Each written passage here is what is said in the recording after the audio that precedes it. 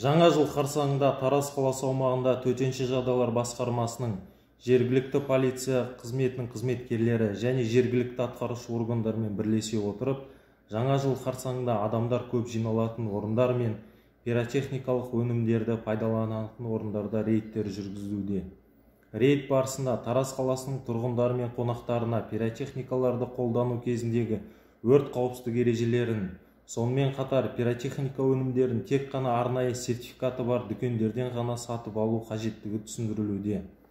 Құрметті Тараз қаласының тұрғындары мен қонақтары, сіздерден пиротехникалық өнімдерді пайдалану алдында ережелермен мұқият танысып, барлық қауіпсіздік шараларын сақтауларыңызды сұраймыз.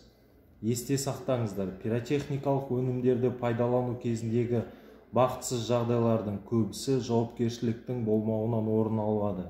Өздеріңізді, жақындарыңыз бен айналадағыларыңызды, денсаулықтарыңызды сақтаңыздар.